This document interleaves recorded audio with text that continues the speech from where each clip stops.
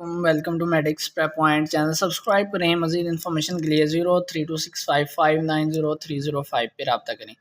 आज हम सिंध के जो एमडी कैट है उसके 2019 के फ़िज़िक्स के कुछ एमसीक्यूज़ देखेंगे।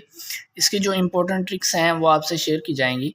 तो सबसे पहला हम एमसीक्यू शुरू करते हैं। पहला एमसीक्यूज़ है कि इन स्टेप अप ट्रांसफार्मर, मतलब सिंपल स्टेटमेंट बताई हुई है कि स्टेप अप ट्रांसफार्मर में क्या क्या चीज़ें होती हैं। स्टेप अप ट्रांसफार्मर होता क्या है? स्टेप अप ट्रांसफार्मर के बारे में आप याद रखें कि स्टेप अप ट्रांसफार्मर में जो वी एस होता है, जो सेकेंडरी वोल्टेज होता है, वो ग्रेटर होता है प्राइमरी वोल्टेज से।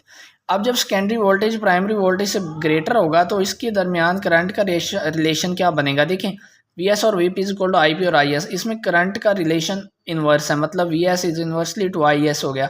तो अगर वी एस ग्रेटर है वी पी से, तो इसमें अगर करंट की रिलेशन देखा जाए तो करंट जो होगा आई एस वो लेस देन होगा आई पी के, क्योंकि इन्वर्स रिलेशन हो जाएगा।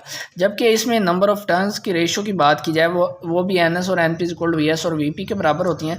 तो इसमें number of turns of N S secondary में टर्न्स ज़्यादा होंगी जबकि प्राइमरी में।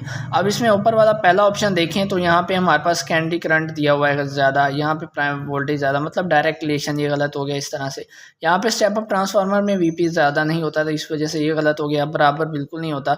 अब ये डेल्टा ऑप्शन आप देखें तो V S is greater than V P while I S is less than I P. तो ये हमारे पास करेक्ट ऑप्शन जो हमारे पास बना है वो डेल्टा ऑप्शन है।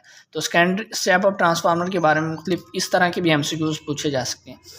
अब हम वो दूसरा एमसीक्यूज देखते हैं कि एक कार है जो स्टार्ट हुई है रेस्ट से, मतलब इनिशियल वेलोसिटी उसकी ज़ीरो है, moves with constant acceleration move करिए ड्यूरिंग 4th सेकंड। ये देखें इंटरवल्स की बात हुई है, मतलब चौथे और पाँचवें सेकंड के दौरान 4th second of its motion it covers a distance of 21 metres. उसने डिस्टेंस कवर किया। द एक्सेलरेशन ऑफ कार क्या होगी? अब देखें हमारे पास क्या एक शॉर्टकट फार्मूला है, उसके अप्लाई करते हुए हम आंसर निकालें कि distance equal to V I plus A by two into two N minus one, where V I क्योंकि जीरो हो गई तो हमारे पास फार्मूला बना है A by two into two N minus one. क्योंकि एन है 4th सेकंड है तो 4 इसमें लिखेंगे, 21 वैल्यूज पुट की इज इक्वल टू ए और टू इंटू एन की वैल्यू 4 माइनस वन। तो अब ये यहाँ पे ये इसको इधर ले जाएंगे, 21 मल्टीप्लाई टू 42 आएगा, ए इंटू 4 2 8 माइनस 1 करेंगे तो 7 आएगा। 7 क्योंकि इसके साथ मल्टीप्लाई हो रहा है इधर आके डिवाइड हो जाएगा। 7 1 जार 7 7 6 जार 42। हमारे पास कौन सा आंसर बनेगा? 6। इस तरह आप ना सॉल्व आसानी के साथ कर सकते हैं।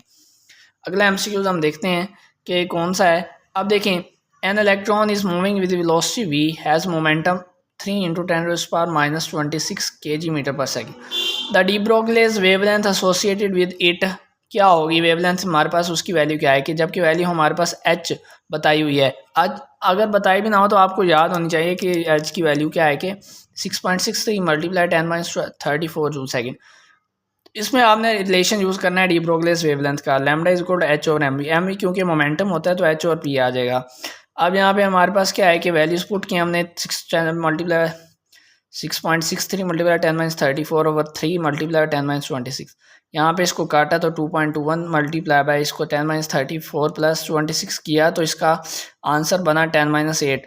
2.21 मल्टीप्लाई 10⁻8। अब यहाँ पे हमारे पास ये वाला इशारी हम इधर ले गए तो एक और माइनस का इजाफा हो गया, 22.1 मल्टीप्लाई 10⁻9 मीटर, और 10⁻9 नैनो होता है तो हमारे पास क्या आएगा 22.1 नैनोमीटर। इस तरह जो भी आपके एमसीक्यूज़ होंगे ना, आपके जो थ्योरेटिकल जो प्रैक्टिकली एमसीक्यूज़ हैं जो न्यूमेरिकल बेस हैं, तो आसानी के साथ इस तरह वैल्यूज़ के जरिए आप सॉल्व कर सकते हैं।